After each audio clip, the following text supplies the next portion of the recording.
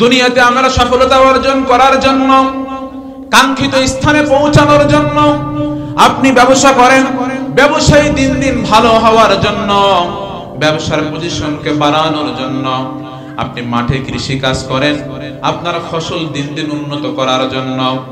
আপনি চাকরি করেন, চাকরিতে দিন দিন পদোন্নত হওয়ার জন্য। এক কথায় দুনিয়াতে সফল হওয়ার জন্য আমরা কত কিছুই না করি, কত মানুষের পিছনে না আমরা ঘুরি, কত মানুষের পিছনে না আমরা তেল মারি। কিন্তু আল্লাহ রাব্বুল আলামিন বলেন, ওয়াসারিউ ইলা মাগফিরাতিম মির রাব্বিকুম ওয়া জান্নাতিন আরদুহাস সামাওয়াতু ওয়াল আরদ। আল্লাহু আকবার বলেন। আল্লাহ রাব্বুল আলামিন জানো দুনিয়ার মানুষ, যদি তুমি দুনিয়াতে সফলতা অর্জন করতে চাও, আসমান এবং জমিন সমপরিমাণ জান্নাতের মালিক যদি হতে চাও, তোমার এক নাম্বার গুণ হবে তুমি তোমার রবের ক্ষমার দিকে দৌড় দিবে। কথা বলেন, কোন দিকে? তোমার রবের ক্ষমার দিকে দৌড় দিবে। যদি আপনি আল্লাহর জন্য আগে দাড়ি রাখতেন না, দাড়িটা এখন রাখবেন। নামাজ আগে পড়তেন না, আজ থেকে নামাজটা পড়বেন। পিতা মাতার কথা আগে শুনতেন না, আজ থেকে পিতা মাতার কথাটা শুনবেন। কেন শুনবেন? আল্লাহ শুনতে বলেছে এজন্য শুনবেন। নামাজটা কেন পড়বেন? আল্লাহ নামাজ পড়তে বলেছে এজন্য পড়বেন, মানুষকে দেখানোর জন্য না। মানুষ আপনাকে নামাজি বলবে এজন্য না, মানুষ আপনাকে হাজি বলবে এজন্য না, মানুষ আপনাকে ভদ্র সন্তান বলবে এজন্য না। শুধুমাত্র আল্লাহর জন্য, আল্লাহর রাজি খুশি করার জন্য, আল্লাহকে সন্তুষ্ট অর্জন করার জন্য যদি আপনি সফল হতে চান, আল্লাহর ক্ষমার দিকে দৌড় দিতে চান, তাহলে আল্লাহ বলেন, ও বান্দা শোনো, আমি রব তোমার জন্য আসমান এবং জমিন সমপরিমাণ জান্নাত বানিয়ে রেখেছি। বলেন সুবহানাল্লাহ। তাহলে আল্লাহ কি বলছেন? তুমি যদি আমাকে সন্তুষ্ট অর্জন করার জন্য, একমাত্র আমি মাওলাকে খুশি করার জন্যই যদি তুমি আমার ক্ষমার দিকে দৌড় দিতে পারো, তাহলে আমি তোমার জন্য আসমান এবং জমির সমপরিমাণ কি বানিয়ে রেখেছি ভাই? জান্নাত বানিয়ে রেখেছি। এখন প্রশ্ন হচ্ছে, এই জান্নাতটা কাদের জন্য? আল্লাহ বলেন, উইদ্দাত লিল মুত্তাকিন, আমি এই জান্নাতটা বানিয়েছি মুত্তাকিদের জন্য। কাদের জন্য? এখন প্রশ্ন হচ্ছে, মুত্তাকি কারা? জানার দরকার আছে না ভাই? আল্লাহ তো বললেন যে উইদ্দাত লিল মুত্তাকিন, এই আসমান এবং জমিন সমপরিমাণ জান্নাত বানিয়েছি আমি মুত্তাকিদের জন্য। এখন প্রশ্ন আসে, মুত্তাকি কারা? ঠিক কি না? পরের আয়াতে কারিমার মধ্যে আল্লাহ জানাচ্ছেন, আল্লাহ রাব্বুল আলামিন বলেন, আল্লাযীনা ইউনফিকুনা ফিস সাররাই ওয়াদ দাররাই ওয়াল কাযিমিনাল গায়যা ওয়াল আফিনা আনিন নাস। আল্লাহু আকবার বলেন। আল্লাহ রাব্বুল আলামিন বলেন, ও দুনিয়ার মানুষ,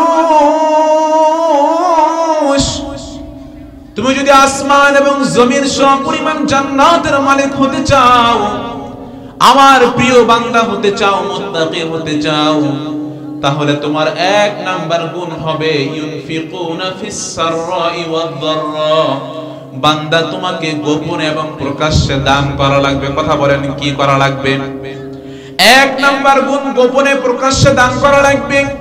অনেকে আপনারা প্রশ্ন করবেন, হুজুর, মানুষ দান তো গোপনে করে, প্রকাশ্যে আবার কেমনে করে? না ভাই না, কোরআন যেমন আপনাকে বলেছে গোপনে দান করতে, প্রকাশ্যেও দান করতে বলেছেন। দুইজন মানুষ, খুব কোটিপতি একজন মানুষ, আর একটা মানুষ গরিব মানুষ, সে দান করে, যা ইনকাম হয় 300 টাকা ইনকাম হলে 50 টাকা আল্লাহর রাস্তায় দেওয়ার জন্য চেষ্টা করেন। পাশে আর একজন মানুষ, মাঠে বিঘার বিঘা জমি আছে, লক্ষ লক্ষ টাকা ব্যাংকে আছে, দান করার মতো যোগ্যতা আল্লাহ তাকে দেয় না। এরকম লোক আছে না ভাই? আছে। যখন ওই গরিব মানুষটা ওই ধনী মানুষের সামনে দান করবে, তখন ওই ধনী মানুষটা মনে মনে ভাববে, আরে আমি তো এত বড় লোক মানুষ, আমার শত শত বিঘা জমি আছে, আমার লক্ষ লক্ষ টাকা আছে, এরপরও আমি আল্লাহর রাস্তায় দান করতে পারি না। আর ওই গরিব মানুষটা মাসে দিনে 300 টাকা ইনকাম করার পরও আল্লাহর রাস্তায় দান করে। যখন তার মধ্যে এটা হবে, হওয়ার পরে সে মনে মনে ভাববে আমি ধনী হওয়ার পর দান করতে পারি না, আর ওই মানুষটা গরিব হওয়ার পর দান করে, তার দেখায় দেখে তার দানের মধ্যে একটা আগ্রহ আসবে। ভাই সামনে আগায় আসেন, মেহরবানি করে সামনে, পিছনে ভাইরা দাঁড়ায় আছেন, সামনে আগায় আসেন, চেপে চেপে বসেন। আমাদের জায়গা যেহেতু কম, আরো সবাই সামনে আগায় আসেন, একটা সৌন্দর্য মজা রাখেন। সামনে ভাই, সামনে আগায় আসেন ভাই, আপনারা বসেন, আপনারা সকলে বসেন, সামনে আগে ভাই, সামনে আগে, সুন্দর ভাই, সামনে আরো আগে আসেন, আরো আগে আসেন। এই জন্য প্রিয় ভাইয়েরা আমার, ওই গরিব মানুষকে দেখে ধনী মানুষ আফসোস করবে এবং দান করবে। এই যে আপনি ওই ধনী মানুষের সামনে প্রকাশ্যে দানটা করলেন, ওই দান করার দেখা দেখি ওই ধনী মানুষটা দান করতে অভ্যস্ত হবে। কথা বলেন ঠিক কিনা? এজন্যই আল্লাহ বলেন, বান্দা শোনো, দান শুধু গোপনে করলে হবে না। আমি রব তোমাকে বলে দিলাম, দান তুমি যেমন গোপনে করবে, তোমাকে প্রকাশ্যেও দান করা লাগবে। কিন্তু আল্লাহ তো বললেন, বান্দা শোনো, তুমি যদি মুত্তাকি হতে চাও, আসমান এবং জমিন সমপরিমাণ জান্নাতের মালিক হতে চাও, তাহলে তোমাকে গোপনে প্রকাশ্যে দান করতে হবে। এটা 1 নাম্বার গুণ। কিন্তু দানটা আপনি কোন জায়গায় করবেন এটা জানা দরকার আছে না ভাই? আপনি আপনার মন মতো দান করলে হবে না। ভোটের সময় আপনার মিছিলে থাকে, বাড়িতে অনেকগুলো কাজ জমে গেলে কাজে সাহায্য করে, সব সময় আপনার গুণগান গায়, তাই বলে যা যাকাত আছে সব যাকাত আপনি তাকে দিয়ে দিবেন, যা দান সব আপনি তাকেই দিবেন না, না না, এটা আপনার মন গড়া ফতোয়া। ইসলাম যেমন আপনাকে বলেছে দান করতে, ইসলাম যেমন আপনাকে বলেছে যাকাত বের করতে, ওই যাকাতটা কোন জায়গায় ব্যয় করবেন, ওই দানটা কোন জায়গায় ব্যয় করবেন, এটা ইসলাম বলেছে কিনা? অবশ্যই বলে দিয়েছে। এজন্যই আল্লাহ রাব্বুল আলামিন, আল্লাযীনা ইউনফিকুনা ফিস সাররাই ওয়াদ দাররাই, এতটুকু আয়াতের তাফসীর সূরা বাকারায় গিয়ে বলেন, কুল মা আনফাকতুম মিন খায়রিন ফালিল ওয়ালিদাইনি ওয়াল আকরাবিনা ওয়াল ইয়াতামা ওয়াল মাসাকিন ওয়া ইবনিস সাবিল। আল্লাহু আকবার বলেন। আল্লাহ রাব্বুল আলামিন বলেন, ও দুনিয়ার মানুষ, আমি যখন তোমাকে দান করার মতো যোগ্যতা দিয়ে দিব, যাকাত প্রদান করার মতো যোগ্যতা দিয়ে দিব, তোমার থেকে তোমার দানের প্রথম হকদার হচ্ছে ফালিল ওয়ালিদাইন, তোমার পিতামাতা। এখানে আল্লাহ তাসনিয়া শব্দ ব্যবহার করেছেন, শুধু পিতা বুঝান না, শুধু মা বুঝান না, উভয়কে বুঝিয়েছেন। আপনার প্রথম ইনকামের, আপনার প্রথম দানের হকদার হচ্ছে, আওয়াজ দিয়ে বলেন কে? আপনার পিতামাতা। কথা বলেন কে? আপনার পিতামাতা। কেননা বিশ্বনবী বলেছেন, তোমার পিতামাতা তোমার জন্য জাহান্নাম, অথবা তোমার পিতামাতা তোমার জন্য জান্নাত। ঠিক কিনা? আমি তো অনেক জায়গায় বলি, আপনার প্রতি আল্লাহ সন্তুষ্ট আছে কিনা, আল্লাহ আপনাকে ভালোবাসে কিনা, এটা কিভাবে বুঝবেন? যদি আপনার পিতামাতা আপনার প্রতি সন্তুষ্ট থাকে, যদি আপনার অগোচরে দোকানে বসে আপনার বাবা আলোচনা করে, আমার ছেলেটা কতই না ভদ্র, 5 ওয়াক্ত নামাজ পড়ে, ওর মা যা বলে তাই শুনে, সিগারেট খায় না, কোন উল্টা পাল্টা বন্ধুদের সাথে মেলামেশা করে না, যদি আপনার অগোচরে আপনার পিতা দোকানে আপনার সুনাম করে, তাহলে মনে রাখবেন আল্লাহ আপনাকেও ভালোবাসে, আপনার পিতা আপনাকে ভালোবাসে, মানে আল্লাহ আপনাকে ভালোবাসে। আর যদি মনে করেন আপনার অগোচরে দোকানে বসে আপনার বাপটা বলে, ছেলেটাকে নিয়ে আর পারি না, সিগারেট খায়, নামাজ পড়তে বলি নামাজ পড়ে না, একটাও কথা শুনে না, বরং যা বলি তার বিপক্ষে বলে, অনেক সময় আমার গায়ে হাত তুলতে আসে, এরকম কুলাঙ্গারের সন্তান আছে না ভাই? কথা বলেন, আছে না নাই? আল্লাহি, আল্লাহর কসম করে বলে যাচ্ছি, আপনার পিতামাতা আপনার প্রতি অসন্তুষ্ট, মানে আল্লাহ আপনার প্রতি অসন্তুষ্ট, আর আপনার পিতামাতা আপনার প্রতি সন্তুষ্ট, মানে স্বয়ং আল্লাহ আপনার প্রতি সন্তুষ্ট। এজন্য প্রিয় ভাইরা আমার, পিতামাতার সাথে খারাপ ব্যবহার করা যাবে? আপনি বুঝছেন পিতামাতার জায়গা কোন জায়গায়? আল্লাহ বলছেন, তোমার ইনকামের, তোমার দানের প্রথম হকদার তোমার পিতামাতা। এখানে আল্লাহ আপনার স্ত্রী সন্তানের কথা বলেন নাই ভাই, পিতামাতার কথা বলেছেন। এজন্যই আল্লাহ রাব্বুল আলামিন বলেন তোমার দানের 2 নাম্বার হকদার ফালিল ওয়ালিদাইনি ওয়াল আকরাবিনা ওয়াল ইয়াতামা। তোমার দানের দ্বিতীয় নাম্বার হকদার হচ্ছে তোমার নিকটতম আত্মীয় স্বজন। কথা বলেন কি 2 নাম্বার কে ভাই? নিকটতম। আমার আলোচনাকে বুঝতেছেন? না বুঝতে আলোচনা করা মজা পাবো না তো আমি। আপনারা শুনতেছেন, মজা পাচ্ছেন, ভুলে যায় না ভাই। আলোচনা বোঝার চেষ্টা করুন আমি কি বোঝাতে চাচ্ছি, আমি যে কথা বলতেছি আমার কথাগুলো কি মেসেজ দিচ্ছি আপনাদেরকে একটু বোঝার চেষ্টা করেন, আমি আসলে কি বোঝাচ্ছি আপনাদেরকে। আল্লাহ বলেন তোমার দানের দ্বিতীয় হকদার হচ্ছে তোমার নিকটতম আত্মীয় স্বজন। কিন্তু সমাজের মধ্যে দেখবেন আপন 2 ভাই জমি জায়গা নিয়ে বা কোনো একটা নিয়ে 2 ভাইয়ের ঝগড়া হয়েছে, সে জানে আমার আপন ছোট ভাইটা গরিব, সে জানে আমার আপন ছোট ফুফুটা গরিব, সে জানে আমার আপন চাচাতো ভাইগুলো গরিব, সে জানে আমার আপন ছোট বোনটা গরিব। সন্তানের জন্য ব্যয় করে, মাদ্রাসার মধ্যে দান করে, সমাজের মধ্যে দানবীর বলে তার একটা পরিচয় আছে। মাহফিলের জন্য বললে 10,000 টাকা দিয়ে দেয়, মসজিদের জন্য টাকা দিয়ে দেয়, কিন্তু আপন বোনের খোঁজটা নাই না, আপন ছোট ভাইটার খোঁজটা নাই না, আপন খালার খোঁজটা নাই না, আপন ফুফুর খোঁজটা নাই না। এরকম লোক বোধহয় আপনাদের এলাকায় নাই, আছে? আপনার দানের বিন্দু পরিমাণ আল্লাহর কাছে কোনো দাম নাই, বিন্দু পরিমাণ কোনো দাম নাই। আপনি দান করছেন, সওয়াব পাচ্ছেন, ইসলামের মূল নীতি অনুযায়ী হচ্ছে না। বাসায় গিয়ে সূরা বাকারা আয়াতটা দেখে ফেলবেন, 2 নাম্বার পারা 12 নাম্বার পৃষ্ঠা শেষ থেকে 3 নাম্বার লাইনে আয়াতটা আছে। প্রথম হকদার তোমার পিতামাতা, 2 নাম্বার তোমার নিকটতম আত্মীয় স্বজন। এখানে আপনি 2টা সওয়াব পাচ্ছেন। আপনি আপনার যাকাত বের হয়েছে মনে করেন 1000 টাকা, আপনি এই টাকাটা মাদ্রাসা দান করে দেন, সওয়াব পেয়ে গেছেন।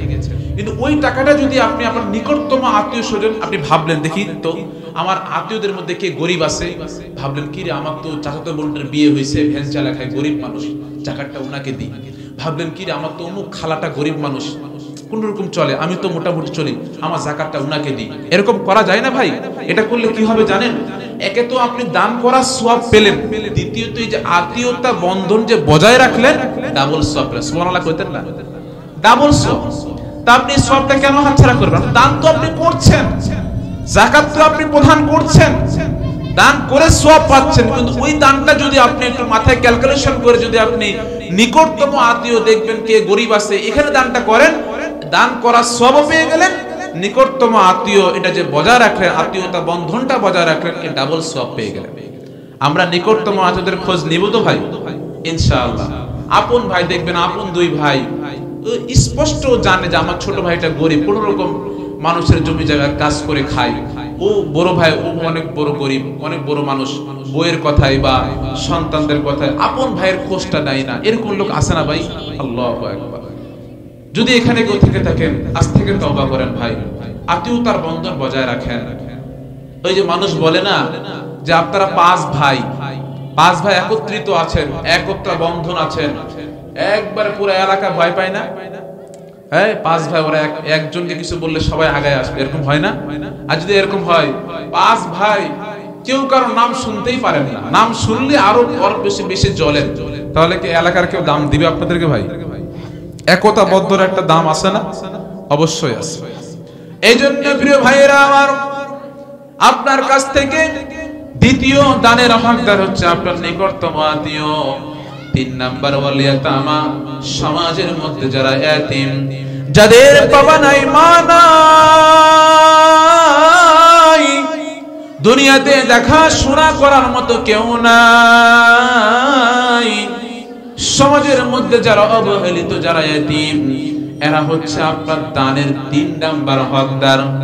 কেননা বিশ্বনবী বলেছেন, ও আমার উম্মতেরা তোমরা শোনো, দুনিয়ার মধ্যে কোন মানুষ যদি একমাত্র আল্লাহর সন্তুষ্ট অর্জন করার জন্য, মানুষকে দেখানোর জন্য নয়, দুনিয়ার মধ্যে কেউ যদি কোনো এতিমের দেখাশোনা করে, কোনো এতিমের লালন পালন করে, ওই কিয়ামতের কঠিন দিনে, যেই দিন সূর্যটা মাথা বরাবর চলে আসবে,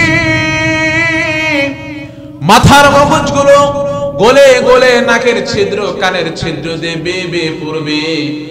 প্রিয় ভাইরা আমার, যখন আপনি খালি মাঠে কাজ করতে যান, যখন সূর্যটা মাথা বরাবর চলে আসে, টানা আধা ঘন্টা আপনি কাজ করতে পারেন না, মাথার এটা গরম হয়ে যায়, মাথার মধ্যে একটা গামছা দেন বা কিছু একটা দেন না, সূর্যটা কত হাজার মাইল উপরে আছে তাও আপনি সহ্য করতে পারেন না, একটানা 1 ঘন্টা রোদে আপনি কাজ করতে পারেন না, মাথার মধ্যে আপনি ছায়া খুঁজেন, গাছের নিচে চলে আসেন, কিন্তু কিয়ামতের কঠিন দিনে এই সূর্যটা মাথা বরাবর চলে আসবে।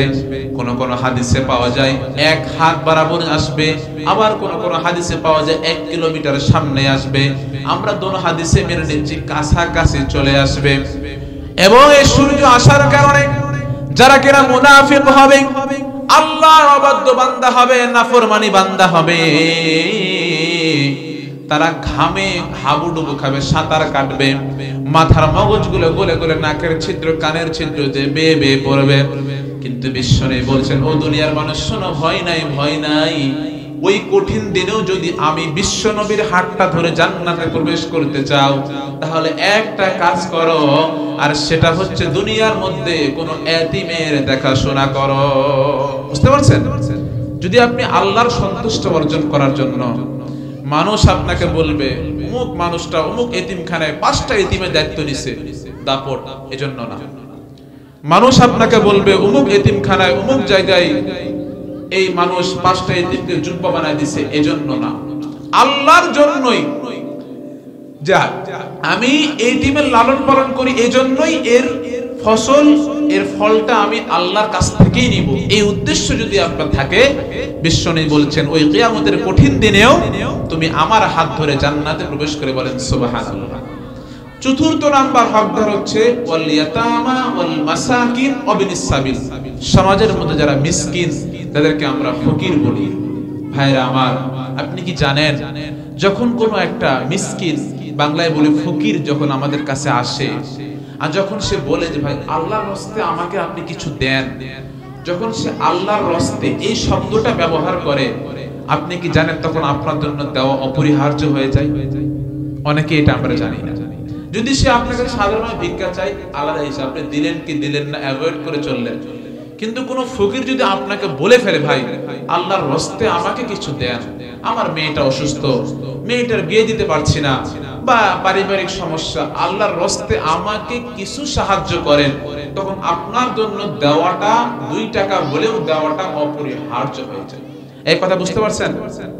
এজন্য প্রিয় ভাইরা আমার, যখন আমাদের কাছে কোনো ফকির বা কোনো মিসকিন আল্লাহর রাস্তে, মানে আল্লাহর জন্য, আল্লাহর ওসিয়ত দিচ্ছে তিনি, আল্লাহর নামটা ব্যবহার করছেন তিনি, যখন এটা ব্যবহার করবেন তখন আমার আপনার জন্য তাকে দেওয়াটা অপরিহার্য হয়ে যায়। আমরা দেব তো ইনশাআল্লাহ ভাই। তাহলে আলোচনা কি করলাম? আমি একটা গুণের কথা বলেছি, এতক্ষণ যে কথাগুলো বললাম এগুলো 1 মিনিটে শুনেন। আমি বলছি যদি আপনি মুত্তাকি হতে চান, তাহলে আপনার জন্য আসমান এবং জমিন সমপরিমাণ আল্লাহ জান্নাত বানিয়ে রাখছে। এখন বললাম যদি আপনি মুত্তাকি হবেন, মুত্তাকি হওয়ার জন্য গুণ লাগবে না ভাই? আমি 1 নাম্বার গুণ বলছি, আপনাকে প্রকাশ্যে এবং গোপনে দান করা লাগবে। এবং এটা বলছি দানটা কোন জায়গায় করবেন? আপনি ইচ্ছামতো দান করছেন না, ইচ্ছামতো দান করলে হবে না। কোন জায়গায় দান করবেন? প্রথমে বলছি আপনার পিতামাতা, পিতামাতা আলহামদুলিল্লাহ ভালো আছে, আপনার প্রতি সন্তুষ্ট, যা লাগে তাই দেন। এরপরে দেখবেন নিকটতম আত্মীয় স্বজন যারা আছে, এরপরে দেখবেন এতিম, এরপরে মিসকিন। এই 4টা স্পে খেয়াল করার পরে আপনি অন্য জায়গায় দান করেন। আর আমরা শুরুতে যে এখন মাদ্রাসা, মসজিদ, অমুক অমুক দান হচ্ছে, আপনার দান হচ্ছে, কিন্তু মূলনীতি অনুযায়ী হচ্ছে না। ওই যে বললাম আপনি অন্য জায়গায় যাকাত আদায় করলে যাকাত আদায় হয়ে যাবে, ওই যাকাতটাই যদি আপনি নিকটতম আত্মীয় স্বজনদের মধ্যে দেন ডাবল সওয়াব পেয়ে যাচ্ছেন। তো আমরা কি ডাবল সওয়াব হাতছাড়া করতে চাই ভাই? কথা বলেন, চাই? চাই না। অতএব এই আমি যে কথাগুলো বললাম এগুলো মাথায় রাখার চেষ্টা করবেন। এরপরে আসেন প্রিয় ভাইয়েরা আমার, যদি আপনি মুত্তাকি হতে চান, আল্লাহ ওয়ালা হতে চান, আসমান এবং জমিন সমপরিমাণ জান্নাতের মালিক হতে চান, আপনার 2 নাম্বার গুণ হবে আল্লাযীনা ইউনফিকুন। আল্লাহ রাব্বুল আলামিন বলেন, ও দুনিয়ার মানুষ, তুমি যদি আসমান এবং জমিন সমপরিমাণ জান্নাতের মালিক হতে চাও, তোমার 2 নাম্বার গুণ হবে তোমাকে রাগটাকে দমন করা লাগবে, রাগকে নিয়ন্ত্রণ করা লাগবে। রাগ উঠে রাগ খাটানো যাবে না। রাগ উঠেছে আল্লাহর জন্য, সে রাগকে আপনি নিয়ন্ত্রণ করবেন। রাগের মাথায় যে আমরা কত কিছু করে ফেলি আমরা নিজেও জানি না। যখন রাগ উঠে রাগের মাথায় অনেককে খারাপ ভাষা বকা দিয়ে ফেলি, অনেকের সাথে খারাপ ব্যবহার করে ফেলি, অনেক জিনিসপত্র ভাঙচুর করে ফেলি। যখন রাগ চলে যায় মনে মনে আফসোস করি, কেন যেন এই দামি জিনিসটা ভেঙে ফেললাম, কেন যেন ওই মানুষটার সাথে খারাপ আচরণ করলাম, এরকম মনে হয় না ভাই? আমাদের সমাজের মধ্যে দেখবেন অনেক স্বামী স্ত্রী ঝগড়া হয়েছে, ঝগড়া হওয়ার পরে স্বামী এমন রাগছে, রাগার পরে বলতেছে স্ত্রীকে তুই তালাক, তোর বাপ তালাক, তোর 14 গোষ্ঠী তালাক। এরকম স্বামী স্ত্রী বোঝা আপনাদের এলাকায় নাই? আছে। রাগের মাথায় স্ত্রীকে তালাক দিয়ে দিছে। পরক্ষণে রাগ যখন চলে গিয়েছে মনে মনে ভাবি, আমি তো আমার বউকে অনেক অনেক ভালোবাসি, আমি আমার বউকে কেনই বা তালাক দিলাম? রাগের মাথায় তালাক দিয়ে ফেলেছি। দৌড় দিয়ে হুজুরের কাছে যায়, হুজুর আমি আমার বউকে অনেক ভালোবাসি, কিন্তু রাগ উঠছিল, মাথা কাজ করে নাই, ভুলে তালাক দিয়ে ফেলছি। এরকম হয় না ভাই? উদাহরণ নেন, আপনি কোদল চিনেন? কোদল নিয়ে মাঠে কাজ করতে গিয়েছেন, খুব মনোযোগ দিয়ে শোনেন। কোদল নিয়ে আপনি মাঠে কাজ করতে গিয়েছেন, আইল ছাড়বেন, আলের মধ্যে বালি মারছেন, আলের মধ্যে ভুল ক্রমে আপনার পায়ে লাগছে, পা কি কাটবে ভাই? কথা বলেন, কাটবে? কেন কাটবে? আপনি তো মেরেছেন আলের মধ্যে, ভুল ক্রমে পায়ে লাগছে, পা কেন কাটবে? বলেন হুজুর আপনি কি পাগল হয়েছেন নাকি? কোদল তো ধারালো জিনিস, ভুল ক্রমে লাগুক আর ইচ্ছা ক্রমে লাগুক পা কিন্তু কেটে যাবে, ঠিক কিনা? ঠিক তেমনি প্রিয় ভাইয়েরা আমার, মেরেছেন আলের মধ্যে, ভুল করবে পায়ে লাগার কারণে পা যেমন কেটে যাবে, ঠিক তেমনি আপনি ইচ্ছাকৃত স্ত্রীকে তালাক দিয়েছেন নাকি অনিচ্ছাকৃত ভাবে দিয়েছেন, না ঘুমানো অবস্থায় দিয়েছেন, না কিভাবে দিয়েছেন, এটা ইসলাম দেখবে না। পা যেমন কেটে যাবে ঠিক তেমনি ইসলামের যে মাসাইল এটাও অপরিহার্য হয়ে যাবে। কথা বলেন ঠিক কিনা? কথা বুঝতে পেরেছেন? এখন আপনি যতই বলেন হুজুর রাগের মাথায় তালাক দিয়ে ফেলেছি, এই করে ফেলেছি, আর আপনার কাজ হবে না। রাগের মাথায় যে আমরা কত ক্ষতি করে ফেলি এটা আমরা নিজেও জানি না। রাগ নিয়ন্ত্রণ করার একটা ঘটনা শুনবেন আপনারা? কথা বলেন, শুনবেন? এক সন্তান তার বাবারে বলতেছে, ওই সন্তান প্রচুর পরিমাণ রাগ করে, প্রচুর পরিমাণ, একটু রাগ হলেই আব্বার সাথে খারাপ ভাষায় বকা দেয়, মাকে খারাপ ভাষায় বকা দেয়, স্ত্রীর সাথে খারাপ আচরণ করে, মুখের ভাষা খারাপ আর খারাপ। এরকম সন্তান আছে না আমাদের ভাই? আছে তো। একদিন ওই সন্তান মনে মনে ভাবতেছে যে আমি এত রাগ করি, আমার স্ত্রী খারাপ ভাষায় বকা দিই। খুব গভীর মনোযোগ দিয়ে শুনেন ভাই, শিক্ষণীয় বিষয় আছে, খুব গভীর মনোযোগ দেন। মনে হয় না এই কথা কখনো শুনেছেন, একটু মনোযোগ দেন, খুব ভালো একটা মেসেজ পাবেন আমার ঘটনা থেকে। ওই সন্তান মনে মনে ভাবতেছে এত রাগ করি কি রে, আব্বাকে খারাপ ভাষায় বকা দিই, মাকে খারাপ ভাষায় বকা দিই, বাচ্চাদের সাথে খারাপ আচরণ করি, আমার রাগকে আমি নিয়ন্ত্রণ করব, আমি আর রাগ করব না। দৌড় দিয়ে আব্বার কাছে আসে, আব্বাকে বলে আব্বা আমি তো অনেক রাগ করছি জীবনে, আমি আর রাগ করব না, আমি রাগটাকে নিয়ন্ত্রণ করতে চাই। বাবা তো মহা খুশি, কি রে আমার ছেলে দেখি রাগ নিয়ন্ত্রণ করবে। ঠিক আছে এদিকে আসো। আসছে, কয় 100 টাকা নাও। নিচে বাজারে যাবা, 50 টাকা পেরেক, আপনারা কি জুলি বলেন? জুলি, জুলি চেনেন না? পেরেক, কয় 50 টাকার পেরেক কিনবা, আর একটা হাতুড়ি নিবা, আর 50 টাকা দিয়ে একটা কাঠ কিনবা। ভালো করে গভীর মনোযোগ দেন ভাই, বারবার বলতেছি গভীর মনোযোগ দেন। ছেলে মনে ভাবে কি রে, আমি আব্বাকে বললাম আমি রাগ নিয়ন্ত্রণ করব, আব্বা আমাকে জুলি, কাঠ, হাতুড়ি এগুলো নিয়ে আসতে বলে কেন? ছেলে মনে মনে ভাবে আমি রাগ নিয়ন্ত্রণ করবো, আব্বা যা বলবো আমি তাই শুনবো, রাগ নিয়ন্ত্রণ হলেই হলো। বাস বাবার কথা অনুমত বাজার থেকে এতটুকু জুলি, একটা হাতুড়ি, একটা কাঠ নিয়ে আসছে। এরপরে আনার পরে আব্বাকে বলছে আব্বা নিয়ে আসছি। আব্বা বলতেছে বাবা শোনো, যখনই তোমার রাগ উঠবে তখনই ওই যে পাশে যে আমাদের ওয়ালটা দেখতেছো, যে ওয়ালটা প্লাস্টার করা, প্লাস্টার উপর দিয়ে আবার সিমেন্টের ঘোলা দেওয়া। কথা বুঝছেন? প্লাস্টার উপর দিয়ে কি দেওয়া? সিমেন্টের ঘোলা দেওয়া।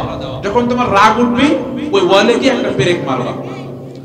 রাগ উঠছে, একে তো ইট, আবার প্লাস্টার, তার উপর আবার সিমেন্টের ঘোলা, বুঝেন তো কত কষ্ট মারতে। রাগ উঠছে, মারছে, আমার রাগ তো নিয়ন্ত্রণ, কষ্ট করে মারতে মারতে প্রথম দিন 30 বার রাগ করছে, 30টা মারছে। দ্বিতীয় দিন মনে মনে ভাবে ঝুলি মারতে অনেক কষ্ট, এত রাগ করা যাবে না। দ্বিতীয় দিন 10 বার রাগ করছে, 10টা পেরেক মারছে। তৃতীয় দিন সে মনে ভাবে এই এত কষ্ট মারতে, এত মারি ভিতরে ঢুকেই না। তৃতীয় দিন 2টা মারছে। এরপরে এমন একটা দিন হতে হতে একদিন সে কোনো রাগই করে নাই, কোনো পেরেকই মারে নাই। দূর দিয়ে আব্বার কাছে বলে, আব্বা কি স্যার, আমি আজকাল কোনো রাগ করে নাই, আমি কোনো পেরেকে মারি নাই।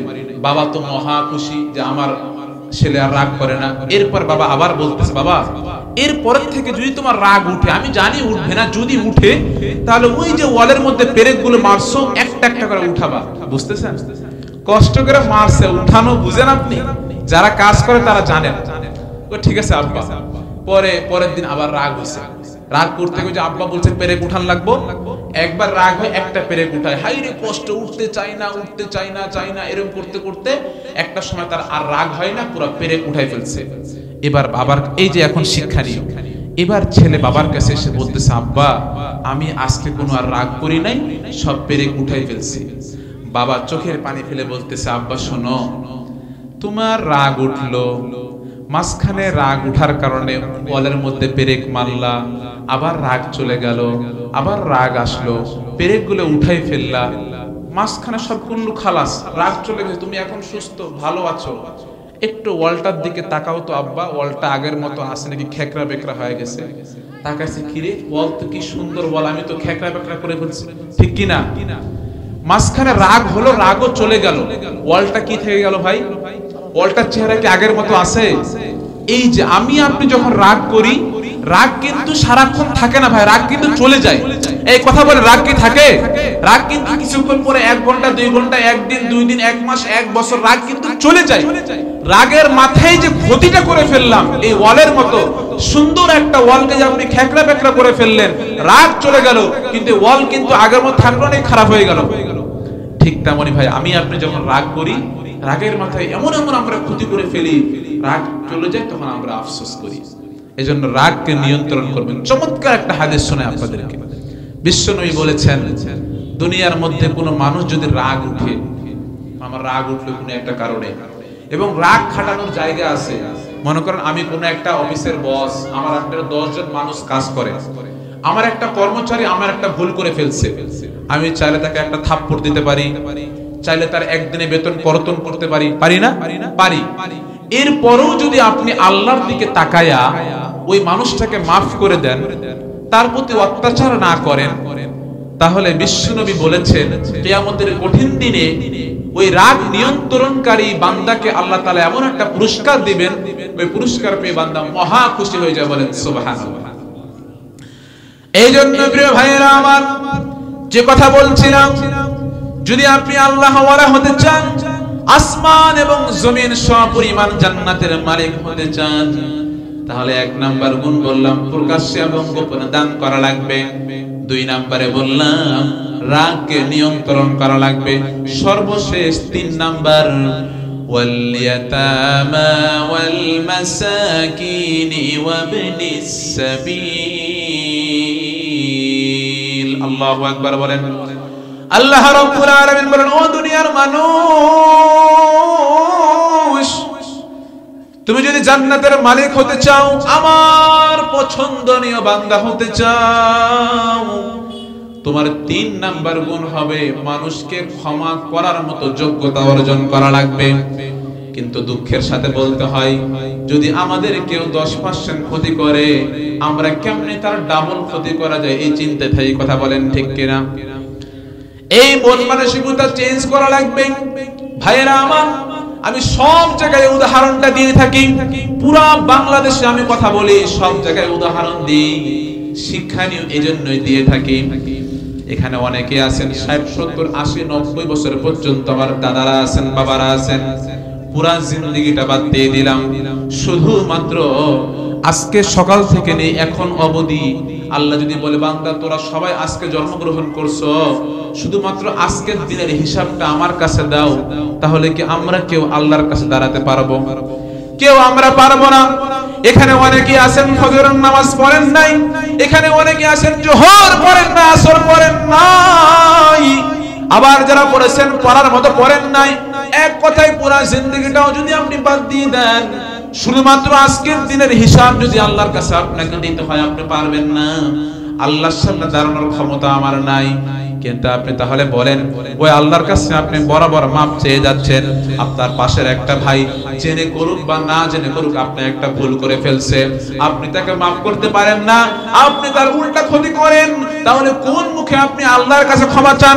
আপনি মানুষ, আপনি একজন সাধারণ মানুষ, পাশে একটা ভাই আপনার ভুল করে ফেললো, পাশের একটা ভাইকে আপনি মাফ করতে পারছেন না, তাহলে আপনার এই যে পুরো জিন্দেগিটা দিন নাফরমানি করে যাচ্ছেন, এগুলোর জন্য আপনি আল্লাহর কাছে কেমনে ক্ষমা চাবেন? কথা বলেন ঠিক কিনা? এখন তো আলেমের মধ্যে এরকম, একজন আলেম আরেকজন আলেমকে দেখতে পারে না, কেমনে ওর থেকে বড় হওয়া যায়? যদি কোন দেখে যে ওই আলেমটা আমার থেকে একটু বড় হয়ে যাচ্ছে, ওরে কেমনে নিচে নামানো যায়, এরকম আলেম বোধহয় বাংলাদেশে নাই। দেখেন না আপনারা, আমি তো সব জায়গায় বলি, এই বাংলাদেশে যদি সকল আলেম এক কালেমার ছায়া তলে চলে আসে, সকল আলেম যদি এক প্ল্যাটফর্মে চলে আসে, কোন নাস্তিক, কোন বেঈমান ইসলামের বিরুদ্ধে কথা বলা তো দূরের কথা, কথা বলবে এরকম চিন্তা মনের মধ্যে আসার সাহস পাবে না। কথা বলেন ঠিক কিনা? আজকে আমাদের এটাই দুর্ভাগা, এটাই আমাদের কপাল পোড়া। আজকে আলেমরা আমরা এক হতে পারছি না, সকল আলেম এক জায়গায় আসতে পারছি না। অমুক দল বলে আমি সেরা, অমুক দল বলে আমি সেরা। কে সেরা এটা একমাত্র আল্লাহ পাক ভালো জানে। যেই দিন এই বাংলার জমিনে সকল আলেম এক হয়ে যাবে, কোন নাস্তিক ইসলামের বিরুদ্ধে কথা বলার সাহস পাবে না। কথা বলেন ঠিক কিনা? প্রিয় ভাইয়েরা, আমি যে কথা বলছিলাম, যদি আপনি জান্নাতি হতে চান, আপনার 3 নাম্বার গুণ হবে মানুষকে ক্ষমা করার মতো যোগ্যতা অর্জন করা লাগবে। এবং সর্বশেষ গুণ হবে, যখন আপনার মনে হবে অনেক গুনাহ করে ফেলেছেন, আপনি আল্লাহর কাছে কেমনে দাঁড়াবেন, এরকম মনে হয় না ভাই? অনেক সময় মনে হয় হুজুর আজকে অনেক সুন্দর বয়ান করছে, হুজুরের কখনো দেখি নাই, হুজুরের বয়ানটা খুব ভালো লাগছে, আজ থেকে দাড়িটা রেখে দিন, আজ থেকে নামাজটা পড়ার চেষ্টা করব। পরক্ষণে মনে মনে ভাবেন, কি রে, আমার বয়স তো 50 বছর, আমার বয়স তো 40 বছর, এতদিন নামাজ পড়লাম না, আজ থেকে পড়বো, আল্লাহ কি আমার আগের গুলো ক্ষমা করবে? এরকম চিন্তা আসে না ভাই? এই কথা বলেন, আসে না? আসে। আপনি জানেন না আপনি কত বড় ভাগ্যবান। এই যে আপনি চিন্তা করলেন যে আপনি ভুল পথে আছেন, এই যে আপনি চিন্তা করলেন সিগারেট খাওয়াটা আপনার জন্য জায়েজ নাই, এই যে আপনি চিন্তা করলেন আপনি নামাজটা পড়ছেন না, আপনি ভুল পথে আছেন, এই চিন্তা করার ক্ষমতা কে দিছে ভাই? আল্লাহ দিছে। কে দিছে? আমি তো সব মাহফিলে বলি, বাংলাদেশে এখন অনেক মানুষ, পৃথিবীতে অনেক মানুষ এখন গরু ছাগলের মতো চলে। কার মতো? গরু ছাগল। কেমনে? উদাহরণ নেন, পরে বুঝবেন। গরু যখন পানি খাওয়ার সময় হয়, তখন কি গরু মনে মনে ভাবে, কি রে, আমার তো পানি খাওয়ার সময় হয়ে গেল, পানি তো নাই, পুকুরে টাকাও নাই, পানি কিনবো কেমনে, গুড়া নাই, কারি নাই। গরু চিন্তা করে? এক কথা বলেন, চিন্তা করে? গরুর যখন পায়ের জায়গাটা ময়লা হয়ে যায়, গোবর হয়ে যায়, তখন কি গরু মনে মনে ভাবে, কি রে, আমার পায়ের তলে এত গোবর, কেমনে পরিষ্কার করবো, আমার লোক না, আমার হাত নাই। গরু কি চিন্তা করে? চিন্তা করা লাগে না। সময় হয় তার মালিক তারে ঘাস খাওয়ায়, সময় হয় তার মালিক তারে পানি খাওয়ায়, সময় হয় তার মালিক তার জায়গাটা পরিষ্কার করে দেয়। ঠিক তেমনি মানুষ আমরা এরকম হয়ে গেছি। আমাদের সমাজে কিছু মানুষ এখন, কে তাকে দুনিয়ায় পাঠালো, কেন তাকে দুনিয়ায় পাঠালো, এত সুন্দর হাতগুলো কে দিল, এত সুন্দর 2টা পা কে দিল, এই দুনিয়া দেখার জন্য 2টা চোখ কে দিল, 2টা কান কে দিল। হাজার হাজার মানুষের পা নাই, হাজার হাজার মানুষের চোখ নাই, হাজার হাজার মানুষ কানে শুনতে পাই না, হাজার হাজার মানুষ হাঁটতে পারে না। এই হাজার হাজার মানুষের মধ্যেও যে আল্লাহ আমাকে এত সুস্থ স্বাভাবিক একটা মানুষ বানালো, কে বানালো আর কেনই বানালো, দুনিয়ায় কে পাঠালো, কেনই পাঠালো, কি জন্য পাঠালো, এগুলো আমরা ভাবি না, মাথায় আনি না। এরকম মানুষ বোধ আপনাদের এলাকায় নাই ভাই? আছে, পুরো সব বাংলাদেশে আছে। তাহলে এটা গরু ছাগলের মতো হয়ে গেল ভাই। কোনো চিন্তা নাই, খাচ্ছেন, বউ আছে, বাচ্চা আছে, ঘুরতেছেন, ঘুমাচ্ছেন, আনন্দ ফুর্তি জীবন পার করছেন। আপনার জিন্দেগি কি ভাই? আপনি কি মরবেন না? আপনার একটা পরকাল আছে না? তাহলে আপনি নাস্তিক হয়ে গেলেন। যদি আপনি আসলে চিন্তা করেন আপনার দুনিয়া আখেরাত আছে, তাহলে তো আপনি নামাজ পড়বেন, আপনি বিধিবিধান মানবেন। আপনি মানছেন না, তার মানে এগুলো থেকে দূরে আছেন। ভাইরা আমার, যে আলোচনাগুলো করলাম, প্রথমে আমাকে, এরপর আমাদের সবাইকে মানার তৌফিক দান করুন, আল্লাহুম্মা আমিন। প্রিয় ভাইরা আমার, এখন আমি সর্বশেষ যে কথা বলে আপনাদেরকে শেষ করব। আল্লাহ রাব্বুল আলামিন কোরআনুল কারীমের মধ্যে तमाम পৃথিবীর মানুষের জন্য জানায় দেন, ও আমার বান্দারা তোমরা শোনো, লান তানালুল বিররা হাত্তা তুনফিকু মিম্মা তুহিব্বুন। আল্লাহু আকবার বলেন। ও দুনিয়ার মানুষ শোনো, যতক্ষণ না তুমি তোমার সবথেকে পছন্দনীয় জিনিসটা, তোমার কাছে সবথেকে ভালোবাসার জিনিসটা আল্লাহর রাস্তায় ব্যয় করতে পারবে, ততক্ষণ পর্যন্ত তুমি আমার প্রিয় বান্দা হতে পারবে না। যদি আপনাদেরকে আমি প্রশ্ন করি, আপনার কাছে সবথেকে প্রিয় জিনিসটা কি? কি আপনাকে বেশি আকৃষ্ট করে? এক কথায় উত্তর আসবে টাকা। কথা বলেন ঠিক কিনা? এইজন্য প্রিয় ভাইয়েরা আমার, এক নবী আলাইহিস সালাম কাবার চত্বর দিয়ে সামনে এগোচ্ছিলেন। যাওয়ার সাথে সাথে একটা মানুষকে তিনি দেখলেন কাবার গিলাফে হাত ধরে কান্না করছেন। বিশ্বনবী বললেন, ও তুমি কেন কান্না করছো? ওই লোকটা বলল, আমি অনেক কৃপণ ছিলাম, যখন কোন মানুষ আমার কাছে সাহায্য চাইতো আমার মুখটা কালো হয়ে যেত, আমার দিতে মন চাইতো না। অনেক সময় এরকম হয়তো আমার যখন কেউ আমার কাছে চাইতো আমি দেখতাম আমার হাত দিয়ে আগুন বেরোতো। নাউজুবিল্লাহ বলেন। বিশ্বনবী বললেন, দূর হও, দূর হও। যে ব্যক্তি কৃপণ করলো, যে ব্যক্তি কৃপণতা করলো, সে যেন মুনাফিক হয়ে গেল।